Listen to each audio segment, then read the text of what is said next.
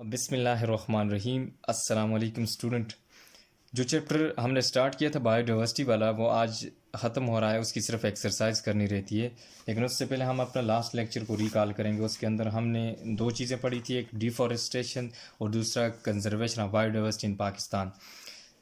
Deforestation का हमने कहा था कि removal of trees to make room for something besides forest, के फॉरेस्ट की जगह पे कोई और चीज़ कंस्ट्रक्ट करना और ट्रीज़ को रिमूव करके, तो उसको हमने कहा था डिफॉरेस्टेशन होता है।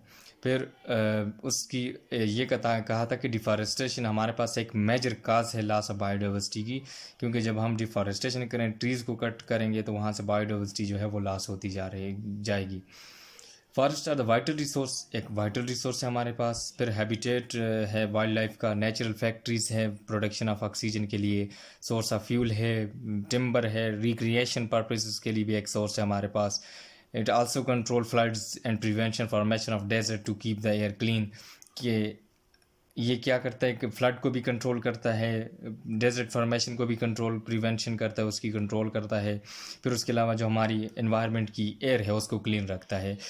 मेजर रीज़न फॉर डिफॉरेस्टेशन के कुछ रीजंस हैं मेजर जो डिफॉरेस्टेशन काज करती हैं। Extension of cities require more land, thus forest are cut to build roads, कि जब देखें पॉपुलेशन ज़्यादा होती है तो उसके लिए एक्सटेंशन करनी पड़ती है, सिटीज़ की रिक्वायरमेंट ज़्यादा होती है, लैंड्स को बढ़ाया जाता है, सिटीज़ को बढ़ाया जाता है, इंडस्ट्रीज़ को बढ़ाया जाता है, रोड्स कंस्ट्रक्शन ज़्यादा की जाती है, हाउसेस जो हैं वो रहने के लिए वो ज़्यादा बनाए जाते हैं। तो ये सारे प्रोसेस करने पड़ते हैं हमें, ताकि जो पॉपुलेशन है उसकी डिमांड को पूरा किया जा सके, उसकी रिक्वायरमेंट को पूरा किया जा सके। तो उसके लिए हम फिर जो है वो फॉरेस्ट लैंड को बाकी जो सिटीज़ वगैरह या एग्रीकल्चर लैंड है उसके अंदर कन्वर्ट कर देते हैं। ट्रीज़ को हम पास्चर के लिए भी रिमूव करते हैं, या फिर फ्यूल और टेम्पल के तौर पर भी इसको यूज़ करते हैं हम। अच्छा, फिर इसके अलावा ये जो डिफॉरेस्टेशन होती है इसकी वजह से हैबिटेट लॉस होता है, वाइल्ड लाइफ का जो हैबिटेट होता है वो डिस्ट्रक्शन उसकी होती है। फिर एक्सटेंशन ऑफ स्पीशी होती है, फ्लड होता है, फिर क्लाइमेटिक चेंजेस होती हैं कि हमारा जो क्लाइमेट है वो चेंज होता जा रहा है दिन ब दिन। फिर उसके बाद डिजर्टिफिकेशन होती है कि डेजर्ट्स बनना शुरू हो जाते हैं हमारे पास। फिर इनको रिक्लेम करने के लिए फिर कुछ प्रोग्राम्स गवर्नमेंट की तरफ से किए जाते हैं। तो वो जो है जिस तरह फॉरेस्टेशन है, रिफॉरेस्टेशन है, ये जो प्रोग्राम्स हैं वो दोबारा उनकी नीड होती है, ज़रूरत होती है कि हमें करना पड़ता है, ताकि हमारा जो फॉरेस्ट वाला रीजन है वो दोबारा रिकवर हो सके। फिर conservation of biodiversity in Pakistan के अंदर बायोडाइवर्सिटी कैसे कंजर्व की जा रही है, ये पाकिस्तान के अंदर बड़ा इशू है। देखें, हंटिंग की जा रही है, एनिमल्स की हैं, बर्ड्स की है, इसके अलावा प्लांट्स जो हैं उनको बेदरय काटा जा रहा है। ये बायोडाइवर्सिटी की लॉस की तरफ हम जा रहे हैं दिन ब दिन हमारे। फिर अगर इन चीज़ों को रोका नहीं गया तो हमारी जितनी भी यहाँ की जो स्पीशीज़ हैं वो एक्सटेंशन की तरफ जाएंगी।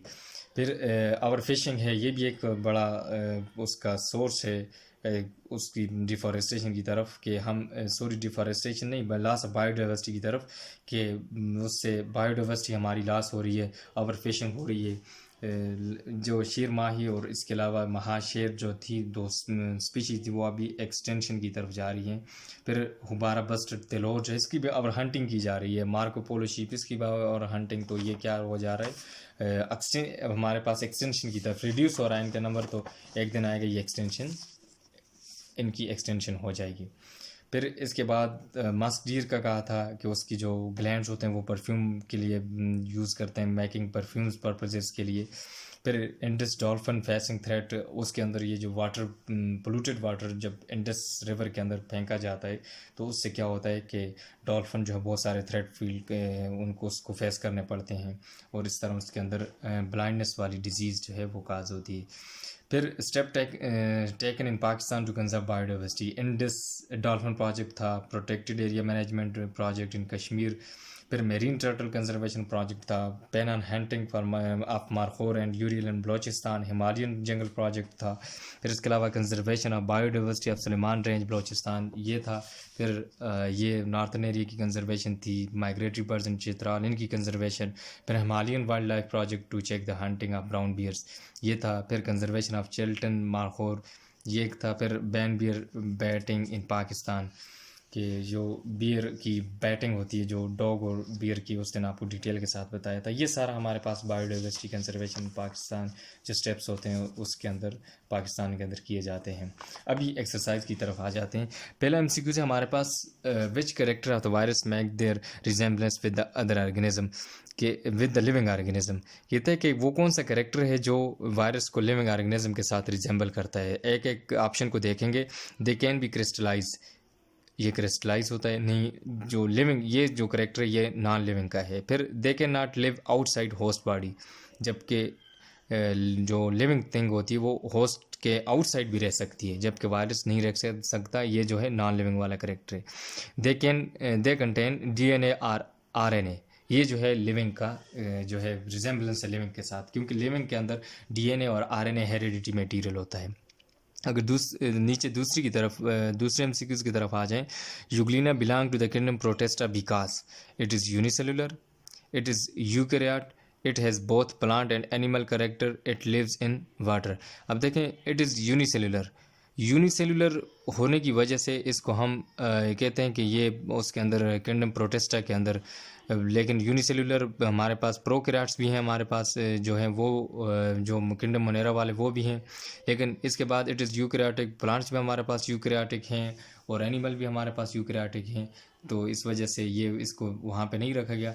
बल्कि जो तीसरा ऑप्शन है, it has both plant and animal like character, बिल्कुल ये वाला जो ऑप्शन है हमारे पास ट्रू है। कि देखें इसके अंदर सेल वाल होती है और सेल वाल की वजह से ये plant like structure, plant like character show करता है। और जबकि हेट्रोट्राफ होता है कि ये अपनी फूड जो प्रिपेयर नहीं कर सकता, तो इसको हम कहते हैं कि ये एनिमल लाइक होता है। इट लिव्स इन वाटर, ये नहीं, इसके अलावा भी देखें हमारे पास जो है राना टिग्रीना जो फ्रॉग होती है वो भी वाटर के अंदर रह सकती है, ये वाला क्वेश्चन। बल्कि हमारे पास तीसरा ऑप्शन ठीक है। उसकी वजह ये है कि इसके अंदर एनिमल और प्लांट दोनों करेक्टर होते हैं, तो उस वजह से फिर इसको हम एक सेपरेट किंगडम प्रोटेस्टा के अंदर रखते हैं। फिर तीसरा जो है MCQs, the correct sequence of hierarchy from small to large units. कहते हैं कौन सी जो सीक्वेंस है वो हमारे पास ठीक है। देखें, जीनस, फैमिली, आर्डर, क्लास, या फैमिली, आर्डर, क्लास, जीनस। पीछे हमने देखा था जीनस, फैमिली, क्लास, इनमें से सबसे छोटा अगर देखें स्पीशी है, फिर फैमिली, लेकिन इसमें से मिस किया गया, यहाँ पे जीनस होना चाहिए था, लेकिन ये भी नहीं। अब देखते हैं कौन सा करेक्ट है। जीनस से स्टार्ट करें, ये वाला फर्स्ट वाला जीनस है, फिर फैमिली है, आर्डर है, क्लास, ये वाला हमारे पास करेक्ट ऑप्शन है फर्स्ट वाला। जीनस इसके अंदर छोटा है, फिर उससे फैमिली, जीनस मिलके फैमिली बनाती, फैमिली मिलके आर्डर और आर्डर मिलके क्लास बनाती है। इसके बाद नेक्स्ट को देखें, the kingdom which contains eukaryotic autotrophic organism is, कौन सी है, प्रोटेस्टा। यूकैरियोटिक है, ऑटोट्रॉफिक है, लेकिन इसके अंदर एनिमल लाइक कैरेक्टर भी होते हैं कि जो अपनी फूड जो है प्रिपेयर नहीं कर सकते। किंगडम मोनेरा वहाँ पे जो है वो सारे जो है प्रोकैरियोट्स होते हैं, फंजाई यूकैरियोटिक, लेकिन वो ऑटोट्रॉफिक नहीं होते। नन ऑफ देम, ये किंगडम प्लांटी की बात कर रहा है, लेकिन यहाँ पे किंगडम प्लांटी नहीं है, तो इस वजह से none of them. The five kingdom system of classification was modified, Robert Whittaker, इसने जो है मॉडिफाइड नहीं की, बल्कि इसने फाइव किंगडम सिस्टम जो है वो शुरू में स्टार्ट में दिया था। जो दूसरा है मर्गलिस एंड श्वार्ट्ज या कार्लेस लीनियस ने जो नॉमेनक्लेचर सिस्टम था वो दिया था, या मार्गल या टू किंगडम क्लासिफिकेशन सिस्टम इसने दिया था। अरिस्टोटल, इसने भी स्टार्ट में सिमिलरिटीज़ की बेस पे जो है वो डिवाइड किया था एनिमल और प्लांट के अंदर। जबकि फाइव किंगडम सिस्टम को मॉडिफाई करने वाला जो साइंटिस्ट है वो दो थे, एक मार्गलिस था और दूसरा श्वार्ट्ज था। इन दोनों ने इसको मॉडिफाई किया था। फिर Aristotle classified organism on the basis habitat की बेस पे इसने नहीं किया था, सेल स्ट्रक्चर की बेस पे भी नहीं किया था, क्योंकि इसने जो सिमिलरिटीज़ देखी थी एनिमल्स और प्लांट्स के अंदर, उन बेस पे इसने दो में कन्वर्ट किया था, डिवाइड किया था, एक जो प्लांट्स और दूसरा एनिमल्स। और सिमिलरिटीज़ हम सिर्फ उस वजह से देख सकते हैं, सिमिलरिटीज़ को देखने के लिए मार्फोलॉजी एक्सटर्नल अपीयरेंस, जो उसकी एक्सटर्नल सिमिलरिटीज़ जो होंगी तो उनको स्टडी करने के लिए हम जो कहते हैं उसको मार्फोलॉजी कहते हैं। तो मार्फोलॉजी की बेस पे इसने क्या किया था, दो में डिवाइड किया था, एक एनिमल और दूसरा प्लांट के अंदर। जबकि एनाटमी इंटरनल स्ट्रक्चर होती है उसको इसने नहीं देखा था, इसने एनाटमी मार्फोलॉजी को स्टडी करके देखा। नेक्स्ट देखते हैं, which one of the following kingdom possesses the simplest organism. कहते हैं कौन सी किंगडम है जो सिंपलेस्ट ऑर्गेनिज्म आता है। देखें, फंजाई, इसके अंदर यूकैरियोट होते हैं, ये हमारे पास सिंपलेस्ट नहीं है। मोनेरा ये जो सेकंड ऑप्शन है ये हमारे पास ट्रू है, क्योंकि इसके अंदर जितने भी हैं प्रोकैरियोट्स होते हैं और सिंपल होते हैं, यूनिसेलुलर होते हैं ऑर्गेनिज्म। प्रोटेस्टा ये भी सिंपल नहीं है, इनमें यूकैरियोट है लेकिन इनके अंदर जो है सिंपलिसिटी नहीं है, थोड़ा से कम्प्लेक्स हैं मोनेरा के मुकाबले। प्लांटी ये भी हमारे पास कम्प्लेक्स ऑर्गेनिज्म में आता है। फिर what is the binomial nomenclature system, कि बायनॉमियल नोमेनक्लेचर सिस्टम क्या है? क्लासिफाइंग ऑर्गेनिज्म ऑन 7 लेवल्स, नहीं, कि ऑर्गेनिज्म को 7 लेवल्स के अंदर क्लासिफाई करना ये होता है हमारे पास, नहीं। फिर naming system develop by Aristotle, कि जो एरिस्टोटल ने नेमिंग सिस्टम दिया था वो है, ये भी नहीं है हमारे पास। फिर grouping animals based on their habitat, कहते हैं एनिमल और प्लांट्स को जो है एनिमल को उनके हैबिटेट पे डिवाइड करना या ग्रुप करना, ये जो है ये भी नहीं है हमारे पास। फिर naming system in which each organism is given 2 part name, कहते हैं कि ऐसा सिस्टम जिसके अंदर हर ऑर्गेनिज्म को उसके नेम के 2 हिस्से दिए जाए। जिस तरह एक फर्स्ट जो है वो हमारे पास स्पीशी जीनस और दूसरा जो हमारे पास स्पीशी नेम, इन 2 नेम पे 2 वर्ड पे मुश्तमिल होता है जो नोमेनक्लेचर सिस्टम होता है। तो ये डी ऑप्शन हमारे पास ठीक है। Naming system in which each organism is given at 2 part name, कि उसके अंदर 2 पार्ट होते हैं, फर्स्ट जो होगा हमारे पास जीनस और दूसरा जो होगा स्पीशी होगा। नेक्स्ट एमसीक्यूज को देखते हैं। Which one is the correct way of writing scientific name of an organism, कहता है कौन सा तरीका ठीक है जो हम साइंटिफिक नेम लिखने के लिए किसी भी ऑर्गेनिज्म का। पहले देखते हैं कैनस लूपस, नहीं, ये इस वजह से ठीक नहीं है कि या हमने कहा था उसको इटालिक लिखेंगे, इटालिक लिखने के बाद ये इटालिक में नहीं है, तो इस अगर दूसरी हैंड राइटिंग में है जिस तरह, तो उसके नीचे हमने कहा था अंडरलाइन, जबकि ये अंडरलाइन नहीं किया हुआ, ये फाल है हमारे पास, फॉल्स में आता है, ठीक नहीं है। फिर सेक्रम है, ये भी सिंगल वर्ड पे मुश्तमिल है, जबकि साइंटिफिक नेम जो होता है हमारे पास 2 वर्ड पे मुश्तमिल होता है। फिर ज्ञान गेजल, ये भी हमारे पास अंडरलाइन नहीं किया हुआ और ये उस तरह नहीं, उस रूल के मुताबिक नहीं, जबकि इशेरिया कोलाई जो है ये देखें, ये इसने इसको इटालिक किया हुआ है। फर्स्ट नेम इसका कैपिटल से स्टार्ट हो रहा है, सेकंड स्मॉल लेटर से स्टार्ट हो रहा है, ये करेक्ट है हमारे पास डी वाला ऑप्शन। जबकि ऊपर वाले देखें, ये इसको अगर अंडरलाइन करें तो ये ठीक हो सकता है, लेकिन ये अंडरलाइन नहीं किया हुआ, नीचे वाला जो है ठीक है। जब आप इटालिक करते हैं फिर अंडरलाइन की आपको ज़रूरत नहीं होती। फिर अच्छा नेक्स्ट एमसीक्यू से which kingdom includes organism with cell wall but without chlorophyll, कहते हैं वो कौन सी जो किंगडम है जिसके अंदर ऑर्गेनिज्म को इंक्लूड किया जाता है सेल वॉल की बेस पे, लेकिन उसके अंदर क्लोरोफिल नहीं होता। प्रोटेस्टा हैं, उनके अंदर सेल वॉल भी है और बाज के अंदर जो है क्लोरोफिल भी है। फंजाई, इनके अंदर ये जो है सेल वॉल है इनकी काइटिन से मिलकर बनी होती है और इसके अंदर जो है क्लोरोफिल नहीं होता, ये वाला ऑप्शन हमारे पास ठीक है। प्लांटी जो है इनके अंदर सेल वॉल होती है और क्लोरोफिल भी होता है। एनिमिलिया ना इनके अंदर सेल वॉल होती है और ना क्लोरोफिल होती है, जबकि थर्ड बी ऑप्शन जो है हमारे पास ट्रू है, क्योंकि देखिए फंजाई की सेल वॉल होती है और लेकिन इसके अंदर क्लोरोफिल नहीं होता, जिसकी वजह से ये हेटेरोट्रॉफ्स होते हैं, अपनी फूड जो है खुद प्रिपेयर नहीं कर सकते। नेक्स्ट एमसीक्यूज को देखते हैं। Which one is the basic unit of classification, कहते हैं कि क्लासिफिकेशन की बेसिक यूनिट कौन सी है, कहाँ से स्टार्ट होती है। देखें पहले स्पीशी होती है, फिर स्पीशी मिल के जीनस बनाती है, जीनस मिल के फैमिली बनाती है, फैमिली मिल के आर्डर बनाती है, आर्डर मिल के हमारे पास क्लास, क्लास मिल के हमारे पास फाइलम और फाइलम मिल के हमारे पास क्या बनाते हैं, किंगडम। ये सबसे छोटा जो बेसिक यूनिट है वो हमारे पास स्पीशी होती है। जीनस सेकंड आ जाता है, फैमिली थर्ड आ जाता है और आर्डर फोर्थ आ जाता है और बेसिक यूनिट हमारे पास स्पीशी कहलाता है। फिर नेक्स्ट एमसीक्यूज का अगर हम देखें, maximum diversity is found in forest, के जो मैक्सिमम डाइवर्सिटी वो कहाँ, बायोडाइवर्सिटी कहाँ पे पाई जाती है, फॉरेस्ट के अंदर पाई जाती है, ग्रास लैंड के अंदर पाई जाती है, डेजर्ट के अंदर, माउंटेन्स के अंदर, ये फॉरेस्ट के अंदर सबसे ज़्यादा बायोडाइवर्सिटी पाई जाती है।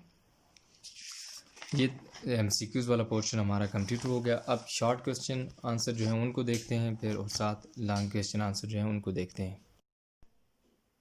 अच्छा, अब क्वेश्चन की तरफ। पहला जो शॉर्ट क्वेश्चन है वो how does deforestation leads to the desertification, के डिफॉरेस्टेशन से डेजर्टिफिकेशन कैसे होती है। जब हम ट्रीज़ को काटते हैं वहाँ से क्या नुकसान होता है कि ट्रीज़ की जो बायोडाइवर्सिटी है यानी प्लांट की वो ख़त्म होती है, फिर वाइल्ड लाइफ की जो बायोडाइवर्सिटी है, जो एनिमल्स वगैरह हैं वो ख़त्म हो रहे हैं। जब ये सारे ख़त्म हो गए तो ये डेजर्टिफिकेशन की तरफ लीड करेंगे। और डेजर्टिफिकेशन क्या होती है कि डेजर्ट फार्मेशन जो है इन सारे रीज़न की वजह से होती है। और डेजर्ट के अंदर कोई बायोडाइवर्सिटी हमारे पास नहीं होती, ना होने के बराबर होती है। तो उस वजह से जब ये सारी बायोडाइवर्सिटी ख़त्म हो जाएगी तो ये किस प्रोसेस से ख़त्म होगी? डिफॉरेस्टेशन से। और डिफॉरेस्टेशन के प्रोसेस से ख़त्म होने के बाद ये किस की तरफ लीड करेगी? डेजर्टिफिकेशन की तरफ लीड करेगी। इसको फिर आपके ये जो सारे आंसर इनके नोट्स बनाकर आपको देंगे, आप फिर उनसे ये थोड़ा सा आपको कंसेप्ट देने के लिए कि आप एक बेसिक आइडिया देने के लिए कि आप कैसे लिखेंगे। जब आपको इसके नोट्स देंगे उसके उनके अंदर प्रॉपर डिटेल के साथ हर चीज़ आपको मेंशन की हुई मिलेगी। अच्छा, दूसरा क्वेश्चन है why it is important for biologist to understand biological classification. कहते हैं कि एक बायोलॉजिस्ट के लिए क्यों ज़रूरी है कि वो बायोलॉजिकल क्लासिफिकेशन को अंडरस्टैंड कर सके। कि बायोलॉजिकल क्लासिफिकेशन हम इस बेस पे करते हैं। देखें, एक स्पीशी है उसको किंगडम प्लांटी या किंगडम एनिमलिया तक लेकर जाते हैं लो लेवल से, स्पीशी, जीनस, फिर फैमिली, फिर आर्डर, फिर क्लास, फिर फाइलम, फिर उसके बाद किंगडम। इससे अब इसका फ़ायदा ये है कि हम किसी भी जो ऑर्गेनिज्म है, स्पीशी है, उसके एवोल्यूशनरी पॉइंट को भी देख सकते हैं कि वो पहले कैसा था, अब उसके अंदर अब जो उसकी रिसेंट जो स्पीशी है उसके अंदर क्या मॉडिफिकेशन आ गई, क्या एवोल्यूशन आई, एक ये चीज़। फिर दूसरा ये कि हम उसके एंसेस्टर को भी देख सकते हैं, उसके एंसेस्टर को भी, क्या उसका बैकग्राउंड, कि वो कहाँ से थी, एक एवोल्यूशन। और दूसरा बैकग्राउंड या एंसेस्टर को स्टडी करना कि पीछे कहाँ से वो इवाल्व हुए थे, वो उनके एंसेस्टर तक पहुँचना। ये बायोलॉजिकल क्लासिफिकेशन हमें हेल्प करता है और इसलिए एक बायोलॉजिस्ट के लिए ज़रूरी है कि वो बायोलॉजिकल क्लासिफिकेशन को अंडरस्टैंड कर सके। दूसरा, what is the status of virus in classification. Classification की जो किंगडम बनाई गई थी वो 5 थी, लेकिन इनको वायरस को इसके अंदर नहीं रखा गया इस वजह से कि ये जो 5 किंगडम सिस्टम क्लासिफिकेशन है, किंगडम मोनेरा है, किंगडम प्रोटेस्टा है, किंगडम फंजाई, किंगडम प्लांटी और किंगडम एनिमलिया, ये पांचों की पांच जो है लिविंग ऑर्गेनिज्म के लिए ये सेलुलर बॉडीज़ जो हैं उनको क्लासिफाई किया गया है, सेलुलर ऑर्गेनिज्म कि सेलुलर उनकी बॉडी होगी। जबकि वायरस की जो बॉडी है वो सेलुलर नहीं है, वो पार्टिकुलर नेचर है। इस वजह से इसको हम नॉन लिविंग में कंसिडर करते हैं। तो इसका स्टेटस हम इसको नॉन लिविंग में कंसिडर करेंगे। लेकिन बाज़ एस्पेक्ट से हम इसको लिविंग भी कहते हैं कि इसके अंदर डीएनए और आरएनए जो मौजूद होता है, इसका अपना हेरिडिटी मटेरियल होता है, तो उस वजह से इसको हम लिविंग कंसिडर करते हैं। दो एस्पेक्ट्स हैं डिफरेंट साइंटिस्ट के, कुछ कहते हैं लिविंग, और लिविंग कहने वाले जो हैं वो इन बेसिस पे कहते हैं कि ये रिप्रोड्यूस करता है जब लिविंग होस्ट में आता है, या जो नॉन लिविंग वाले को कहते हैं कि ये क्रिस्टल फॉर्म में है, और दूसरा आउटसाइड होस्ट, ये लिव नहीं कर सकता, ये रह नहीं सकता। इस वजह से इसका ये स्टेटस है कि इसको हम 5 किंगडम क्लासिफिकेशन के अंदर नहीं रख सकते। और उसकी वजह ये है कि ये एसेलुलर बॉडी है, इसकी बॉडी जो है वो सेल पे कंपोज नहीं है। फिर next question, how you can differentiate between kingdom Monera and Protista. कहते हैं कि आप किंगडम मोनेरा और प्रोटेस्टा के अंदर कैसे डिफ्रेंशिएट कर सकते हैं। किंगडम मोनेरा के करेक्टर्स ये थे कि ये प्रोकैरियोट थे, जबकि प्रोटेस्टा जो हैं वो हमारे पास सारे के सारे क्या हैं, यूकैरियोट हैं। अब प्रोकैरियोट और यूकैरियोट आपने पीछे पढ़ा है कि प्रोकैरियोट के अंदर जो है वो जो ऑर्गेनेलीज जो होती, मेम्ब्रेन बाउंड्रीज जो है, बाउंडेड ऑर्गेनेलीज जो होती हैं वो नहीं होती, जबकि यूकैरियोट के अंदर होती हैं। फिर इसके बाद हमने ये कहा कि इनके अंदर क्लोरोफिल बाज़ के अंदर होता है, जिससे बैक्टीरिया वगैरह उसके अंदर होता है, लेकिन बाज़ के अंदर नहीं होता। जबकि इधर प्रोटेस्टा के अंदर भी क्लोरोफिल मौजूद होता है और ये अपनी खुराक जो है ख़ुद प्रिपेयर कर सकते हैं फोटोसिंथेसिस प्रोसेस के लिए, जबकि उधर जो है वो कीमोसिंथेसिस के प्रोसेस के ज़रिए अपने फूड पैदा करते हैं। फिर उसके बाद हमने ये कहा किंगडम मोनेरा जो है वो कॉलोनियल फार्म में रहती है, जबकि ये भी जो है हमारे पास कॉलोनियल फार्म में रहती हैं। अब नेक्स्ट जो इसका स्टेप है वो ये है कि किंगडम प्रोटेस्टा के अंदर जो हो सारे ऑर्गेनिज्म जो है वो सिमिलैरिटीज़ नहीं है उनके अंदर, जबकि किंगडम मोनेरा के अंदर मोस्टली इनके अंदर सिमिलैरिटीज़ हैं। जिस तरह ब्लू ग्रीन एल्गी है या बैक्टीरिया है, ये सारे यूनिसेलुलर हैं और यूकैरियोट है हमारे पास, जबकि वहाँ पे जो है सारे यूकैरियोट हैं, इनके अंदर ये डिफरेंस है। अच्छा, एक डिफरेंस और इसका ये है कि इसके अंदर जो सेल वाल होती है मोनेरा के अंदर, ये म्यूरिन से बनी होती है, और जबकि उधर जो सेल वाल होती है वो हमारे पास सेलुलोज से बनी होती है। ये डिफ्रेंशिएशन जब आगे आपको नोट्स देंगे उसके अंदर डिटेल के साथ सारे जो डिफ्रेंशिएशन है, बेसिक यहाँ पे आपको डिफरेंस बता रहा हूँ। फिर list down the endangered species of Pakistan and what are the reason behind their population decreases। अच्छा, ये क्वेश्चन मैं आपको होम असाइनमेंट दूंगा कि कहते हैं कि एंडेंजर्ड स्पीशी ऑफ पाकिस्तान, या आप नेट से सर्च करेंगे कि एक लिस्ट बनाएंगे तकरीबन 5 जो है प्लांट्स और 5 जो है एनिमल्स, इनकी लिस्ट बनाएंगे endangered species of Pakistan and what are the reasons behind their population decrease, कि इसके पीछे क्या रीज़न है, किस वजह से इनकी पॉपुलेशन डिक्रीज़ हुई है। ये आपकी होम असाइनमेंट है कि आपने 10 ऑर्गेनिज्म, उसमें 5 प्लांट्स और 5 जो है एनिमल्स एंडेंजर्ड जो हैं पाकिस्तान के, उनकी लिस्ट बनानी है और साथ आगे रीज़न बतानी है कि किस वजह से इसकी पॉपुलेशन डिक्रीज़ हुई है। ये सारे थे शॉर्ट क्वेश्चन आंसर। अब लॉन्ग क्वेश्चन की तरफ आते हैं, डिटेल क्वेश्चन जो है। कहते differentiate between 2 kingdom system and 5 kingdom system along with their advantages and disadvantages. कहते कि 2 जो किंगडम सिस्टम थी, एक पहला था 2 किंगडम सिस्टम और दूसरा जो था कि 5 किंगडम सिस्टम, इनके अंदर डिफ्रेंशिएशन पहले ये देखें कि पहला जो था वो सिर्फ 2 ही किंगडम बनाई गई थी, जबकि इसके अंदर 5 किंगडम सिस्टम में 5 किंगडम बनाई गई थी।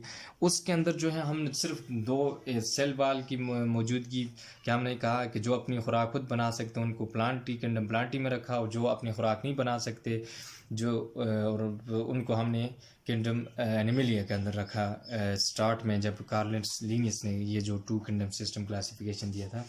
जबकि 5 किंगडम सिस्टम के अंदर हर जो है ऑर्गेनिज्म उसको अपनी किंगडम के अंदर रखा गया। अगर वो प्रोकैरियोट है तो उसको किंगडम मोनेरा के अंदर रखेंगे, फिर प्रोटिस्टा है, फंजाई है तो उसको फंजाई के अंदर, हर एक का ये सिमिलरिटीज़ फिर उनकी देखी गई थी, उनकी जो है और करेक्टर को देखा गया। जबकि यहाँ पे सिर्फ 2 करेक्टर को देखा गया कि अपनी खुराक बना सकते हैं और दूसरा स्टेशनरी या मूवेबल, कि जो एनिमल है वो मूव कर सकते हैं और अपनी खुराक नहीं बना सकते इस करेक्टर पे उसको एनिमल के अंदर, जबकि प्लांट के अंदर ये स्टेशनरी हैं और फूड बना सकते हैं इस वजह से, और इनके अंदर सेल वाल, जबकि उधर सेल वाल नहीं, इस वजह से इनको 2 किंगडम के अंदर क्लासिफाई किया गया था। और उस वक्त जो है किंगडम प्लांटी के अंदर जो है बैक्टीरिया को भी रखा गया था, प्रोटिस्टा वाले जितने भी थे उनको भी रखा गया था, फंजाई ये सारे जो हैं उनके अंदर रखा गया था।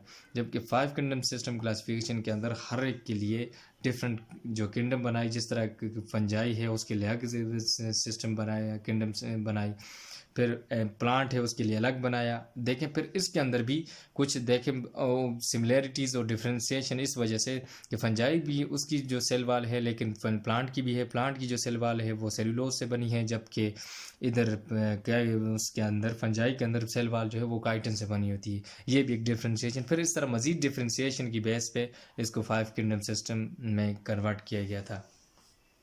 इसके एडवांटेजेस ये थे, देखें कि हम हर एक जो है वो किंगडम के अंदर 5 किंगडम का ये एडवांटेज है कि हर एक को देख सकते हैं कि कौन सा के जो ऑर्गेनिज्म है किस किंगडम के अंदर, फिर उसके सारे कैरेक्टर उसके साथ मैच करते हैं।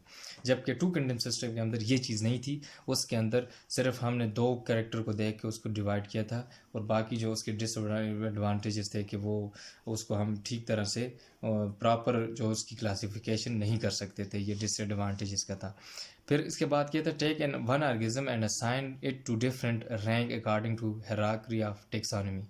ये भी आपके होम असाइनमेंट है ये क्वेश्चन, कि आपने एक ऑर्गेनिज्म को लेना है, फिर उसकी जो हायरार्की है, पहले उसकी स्पीशी लिखनी है, फिर जीनस लिखनी है, फिर आपने फैमिली लिखनी है, फिर उसके बाद आपने जो है उसका आर्डर, क्लास, और फिर आगे जाकर फाइलम और साथ फिर किंगडम, ये चीज़ आपने उसकी बनानी है। एक आपने ऑर्गेनिज्म, कोई भी ऑर्गेनिज्म, चाहे वो प्लांट लेते हैं या एनिमल लेते हैं कोई, ये आपकी होम असाइनमेंट है, क्योंकि इसमें इतनी समझने की बात नहीं है। ये आपको पहले भी मैं पीछे बताया आपको कि एक ऑर्गेनिज्म की जीनस स्पीशी होती है, फिर जीनस होती है, फिर ये चीज़ आपने ये हायरार्की टेक्सोनॉमी जो है इसको, इसके मुताबिक आपने एक ऑर्गेनिज्म को क्लासीफाई करना है डिफरेंट रैंक्स के अंदर। फिर अच्छा, how human activities affect the biodiversity of an area. Human activities कैसे जो है जो बायोडाइवर्सिटी को अफेक्ट कर रही हैं। एंथ्रोपोजेनिक एक्टिविटी देखें, डिफॉरेस्टेशन कर रहे हैं, कटिंग कर रहे हैं, फिर उसके बाद इंडस्ट्रियलाइजेशन है, जितनी भी एंथ्रोपोजेनिक एक्टिविटीज बायोडाइवर्सिटी को क्या कर रही है, अफेक्ट कर रही हैं। इसकी वजह यह है कि वहाँ के अंदर जब ह्यूमन एक्टिविटीज़ की वजह से नेचर के ऊपर प्रेशर आता है, जब प्रेशर आता है तो वहाँ का जो बायोडाइवर्सिटी का एरिया है वो क्या होता है, कम होता है। उसके अंदर फिर इंसान अपने फ़ायदे के लिए करता है, लेकिन बायोडाइवर्सिटी लॉस हो जाती है कि ह्यूमन एक्टिविटीज़ कि उसके अंदर ये जिस तरह अगर सी के अंदर आप कोई इंडस्ट्रीज़ का वाटर वगैरह, ये जो गंदा पानी है या और कोई केमिकल्स वगैरह जब वो फेंकते हैं, हम अपने फ़ायदे, ये एक ह्यूमन एक्टिविटी है, वो अपने फ़ायदे के लिए कि उसको हम दरिया के अंदर फेंक देते हैं या समुद्र के अंदर, लेकिन वहाँ जाकर वो बायोडाइवर्सिटी को लॉस कर देते हैं क्योंकि वो सूटेबल नहीं होता वो इन्वायरमेंट उसके लिए। फिर इसी तरह प्लांट के लिए डिफॉरेस्टेशन जो हम, ये भी सूटेबल नहीं है, या एनिमल के लिए जो हंटिंग वगैरह, ये सारी जितनी भी एक्टिविटीज़ हैं ये बायोडाइवर्सिटी को लॉस करती हैं। फिर एक बायोनोमेनक्लेचर सिस्टम, हमने कहा था कि बायोनोमेनक्लेचर सिस्टम दो नेमिंग सिस्टम है कि एक पहला नेम होता है और दूसरा होता है उसका, पहले को हम जीनस बोलते हैं, दूसरा जो है स्पीशी नेम होता है। तो अगर हम इसको दोनों के टेलिक फॉर्म में लिखेंगे, पहला जो है उसका वर्ड जो कैपिटल लेटर होगा, सेकंड का स्मॉल होगा। अगर इसको हम टालिक नहीं करते तो फिर इसको अंडरलाइन करना पड़ेगा।